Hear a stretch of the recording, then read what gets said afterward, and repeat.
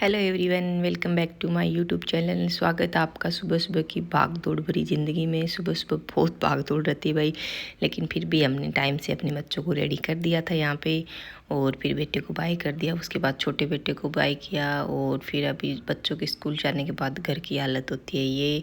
पूरा घर इतना बिखरा हुआ है ना, इसको देख के ऐसे लगता है कि पता नहीं महीनों से सफाई नहीं की है। सब जगह ऐसे लग रहा बस अभी बैठना नहीं सफाई करते, लेकिन सबसे पहले मैं थोड़ी देर रेस्ट करूँगी, उसके बाद ये सब क्लीन करूँगी, क्योंकि ये मेरे को आराम से काम करना पसंद है, ज़्यादा भाग दौड़ मेरे से होती नहीं है। और फिर सबसे पहले मैं आ गई किचन में। पहले मैंने दूध गर्म किया, और नाश्ता मैं बेटे के साथ ही कर लेती हूँ जब बेटे को स्कूल भेजती हूँ उस टाइम।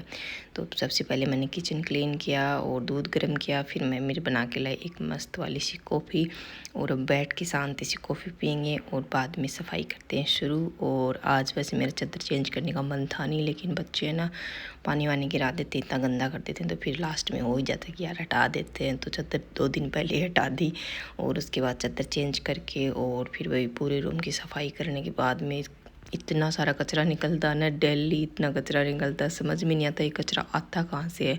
और कचरे से ज़्यादा इनके खिलौने उठा उठा के रखने पड़ते हैं। और यहाँ पे हमने झाड़ू निकाल दी थी, और अब साथ साथ हमारा पोछा भी लग गया था।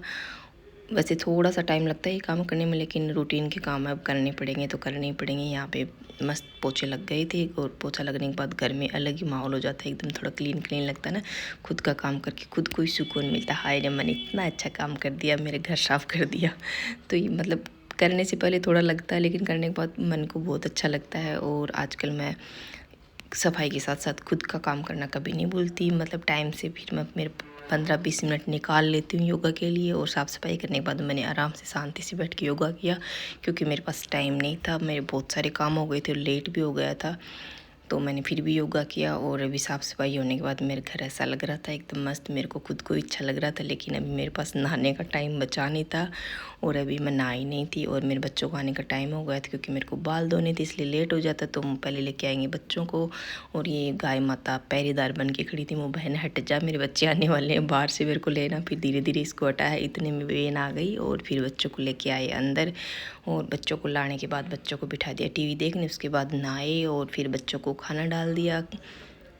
और यहाँ भाई इनकी शैतानियाँ इतनी हो रखी हैं ना, बस समझ में नहीं आ रहा। अब जैसे जैसे बड़े हो रहे हैं, जैसे जैसे इनकी बदमाशियाँ बढ़ती जाती हैं, ऐसे ऐसे बदमाशी करके फिर वही ठुक पिट के दोनों सो गए।